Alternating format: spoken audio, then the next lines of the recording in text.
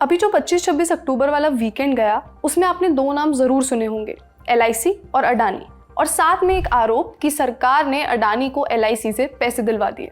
India के कई leaders ने एक्स पर पोस्ट भी किया। तो आज मैं आपको सिंपल तरह से ये एक्सप्लेन करने वाली हूँ कि ये इशू क्या है, क्योंकि जब तक हम लेयर्स नहीं खोलेंगे तब तक पूरी कहानी समझ नहीं आएगी। क्या सच में सरकार ने अडानी की मदद की? LIC ने कितना इन्वेस्ट किया है? क्या ये नॉर्मल है या कुछ गड़बड़ है? और सबसे इम्पॉर्टेंट, क्या LIC अडानी को बचाने में लगी हुई है या बात कुछ और है? तो चलिए शुरू करते हैं। नमस्ते, मैं हूँ श्रुति और आप देख रहे हैं खर्चा पानी। Brought to you by Bank of India.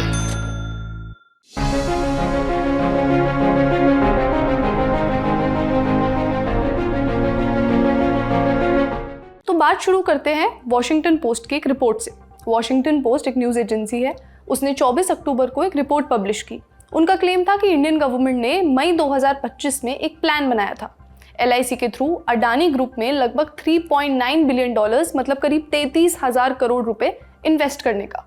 Washington post ने अपनी रिपोर्ट में कहा कि डिपार्टमेंट ऑफ फाइनेंशियल सर्विसेज, जो फाइनेंस मिनिस्ट्री का एक डिपार्टमेंट है, उसके ऑफिशियल्स ने एक प्रपोजल बनाया है और इसमें नीति आयोग और LIC भी शामिल थे।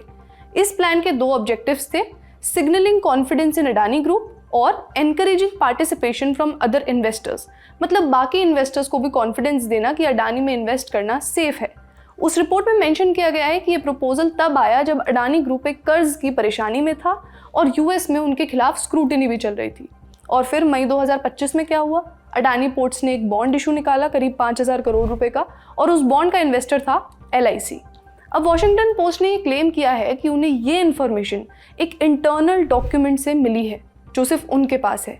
आपको बता दें कि एज ऑफ टुडे यानी 27 अक्टूबर 2025 ऐसा कोई स्क्रीनशॉट, सबूत, डॉक्यूमेंट वॉशिंगटन पोस्ट ने साझा नहीं किया है।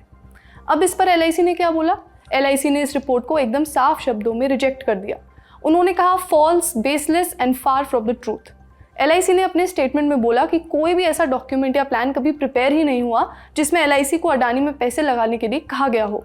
उन्होंने कहा कि उनके सारे इन्वेस्टमेंट डिसीजंस इंडिपेंडेंटली लिए जाते हैं बोर्ड की पॉलिसीज़ के हिसाब से। LIC ने यह भी क्लियर किया कि डिपार्टमेंट ऑफ फाइनेंशियल सर्विसेज या कोई और बॉडी उनके इन्वेस्टमेंट डिसीजंस में कोई रोल नहीं दिखाती। LIC ने यह भी कहा कि आरोप इसलिए लगाए गए हैं ताकि LIC जो सालों से सही तरीके से इन्वेस्टमेंट करती आई है उस तरीके पर शक पैदा किया जाए और इंडिया के फाइनेंशियल सिस्टम की इज्जत को नुकसान पहुंचाया जाए। इस रिपोर्ट पर अडानी ग्रुप के CFO जुगेशिंदर सिंह ने वॉशिंगटन पोस्ट पर तंज कसते हुए एक्स पर एक पोस्ट किया। उन्होंने कहा कि वॉशिंगटन पोस्ट का फाइनेंस के बारे में लिखना ऐसे है जैसे मैं और जेफ बेजोस सर पर बाल कैसे उगाएं इस बारे में बात कर सकते हैं। आप ये फोटो देखिए, आप जान सकते हैं उन्होंने ऐसा क्यों बोला होगा। ये तो हो गया किसने क्या कहा, फैक्ट्स की तरफ चलते हैं। पहली लेयर है LIC ने एक्चुअली कितना इन्वेस्ट किया है। इकोनॉमिक टाइम्स की रिपोर्ट के हिसाब से LIC के पास अडानी स्टॉक्स का लगभग 4% स्टेक है, हिस्सेदारी है, जो लगभग 60,000 करोड़ रुपए के आसपास है। लेकिन ये LIC का सबसे बड़ा इन्वेस्टमेंट नहीं है। LIC का रिलायंस इंडस्ट्रीज में 6.94% स्टेक है, जिसकी कीमत है 1.33 लाख करोड़ रुपीस। यानी रिलायंस में LIC का इन्वेस्टमेंट अडानी से 2 गुना से भी ज़्यादा है। ITC लिमिटेड में 15.86% स्टेक है, जो 82,800 करोड़ रुपीस के आसपास है। HDFC में 4.89% स्टेक है, 64,725 करोड़ के आसपास। SBI में 9.59% है, 79,000 करोड़ के आसपास। और TCS में है 5.02% स्टेक, जो है लगभग 5.5 लाख करोड़ रुपए के आसपास। मतलब क्लियरली अडानी LIC की सबसे बड़ी होल्डिंग नहीं है। Reliance, ITC, Tata group, TCS ये सबसे ज़्यादा बड़े इन्वेस्टमेंट्स हैं। अब सवाल ये आता है कि LIC इन्वेस्ट क्यों करती है? LIC इंडिया की सबसे बड़ी इंस्टीट्यूशनल इन्वेस्टर है। वो कम से कम 350 पब्लिकली लिस्टेड स्टॉक्स में इन्वेस्ट करती है, लगभग हर सेक्टर में। LIC का पोर्टफोलियो कई कंपनीज में बटा हुआ है, कई सेक्टर्स में बटा हुआ है रिस्क को संभालने के लिए। गवर्नमेंट बॉन्ड्स भी हैं, कॉर्पोरेट डेट भी है। LIC का इंडिया की टॉप 500 कंपनीज में इन्वेस्टमेंट 2014 से अब तक 10 गुना हो गया है। मतलब लगभग 1.56 लाख करोड़ रुपीस इन्वेस्ट किए थे और आज वो लगभग 15.5 लाख करोड़ रुपए हैं। इकोनॉमिक टाइम्स के रिपोर्ट के हिसाब से LIC सालाना करीब 5.5 लाख करोड़ रुपए इन्वेस्ट करती है और वॉशिंगटन पोस्ट रिपोर्ट में जो अमाउंट बताया गया है 33,000 करोड़ रुपए, ये LIC के टोटल एनुअल इन्वेस्टमेंट का 1% से भी कम है। और इंश्योरेंस कंपनीज के पैसे कमाने का एक बहुत ही मामूली सा तरीका है इन्वेस्ट करना। और अगर अडानी में इन्वेस्टमेंट्स की बात करें तो सिर्फ LIC ही नहीं, बहुत सारी ग्लोबल इंश्योरेंस कंपनीज ने भी इन्वेस्ट किया है। एक टाइमलाइन देखते हैं। जून 2025 में LIC ने अडानी पोर्ट्स में 5,000 करोड़ रुपए इन्वेस्ट किए। उसके ठीक एक महीने बाद यूएस की एक एथीन इंश्योरेंस नाम की कंपनी है, उसने मुंबई इंटरनेशनल एयरपोर्ट में इन्वेस्ट किया लगभग 6,500 करोड़ रुपए के आसपास, और इसमें कई इंटरनेशनल इंश्योरेंस फर्म्स भी शामिल थे। S&P ग्लोबल रेटिंग्स की अगस्त की एक रिपोर्ट आई थी, उसने बताया कि अडानी ग्रुप ने 2025 के पहले हाफ में ही $10 बिलियन मतलब $10 बिलियन से ज़्यादा के क्रेडिट फैसिलिटीज साइन किए हैं। Adani Ports, Adani Green Energy Enterprises, Adani Energy Solutions, इन सब के तहत ये बहुत बड़ा अमाउंट है। यूएस के लार्जेस्ट फंड जैसे ब्लैक रॉक, अपोलो, जापान के बैंक जैसे मिज़ूहो, MUFG और जर्मनी के बैंक जैसे DZ बैंक, ये सब भी अडानी डेट में इन्वेस्ट कर रहे हैं।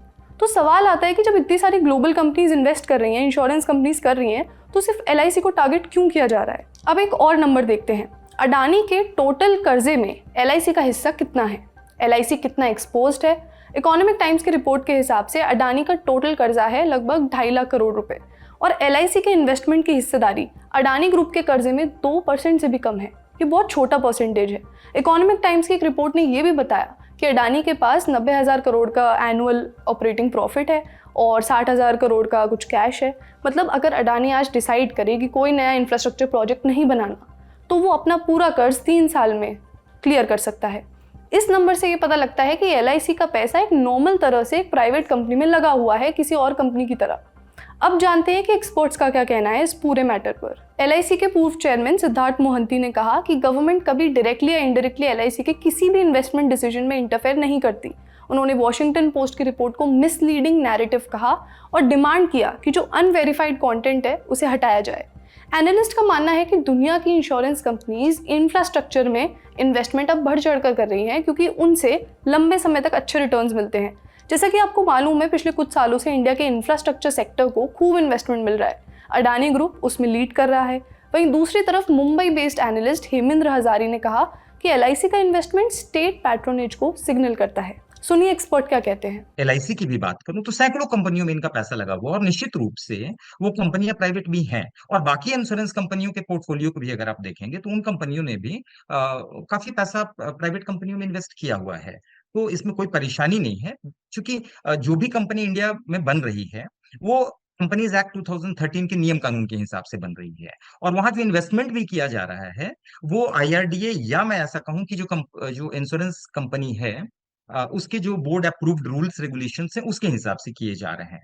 और सबसे बड़ी बात कि इंश्योरेंस कंपनी के अपने इन्वेस्टमेंट मैनेजर्स होंगे जो अलग अलग कंपनियों का मूल्यांकन करेंगे, और उस मूल्यांकन के आधार पर वो तय करेंगे कि कहाँ इन्वेस्ट करना है या कहाँ इन्वेस्ट नहीं करना है। तो प्राइवेट कंपनियों के या के बॉन्ड्स में या पब्लिक कंपनियों के बॉन्ड्स में पैसा लगाना, या प्राइवेट और कंपनियों के शेयर्स में पैसा लगाना, इसमें कोई भी कुछ भी ऐसा नहीं है जो असामान्य। अडानी है वो 2023 के बाद से थोड़ी सी कंट्रोवर्सी में रही अलग अलग कारणों से, जबकि रिलायंस, टाटा, ITC के साथ कोई ऐसी कंट्रोवर्सी जुड़ी हुई नहीं है। जहां तक LIC की बात है, देखिए ये बहुत बड़ी कंपनी है, बहुत बड़ी कंपनी है।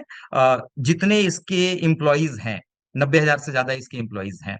मैंने अभी जस्ट आपको कहा कि इसके पॉलिसी होल्डर ही 29 करोड़ से ज्यादा हैं, जितनी बहुत सारे देशों की आबादी नहीं है।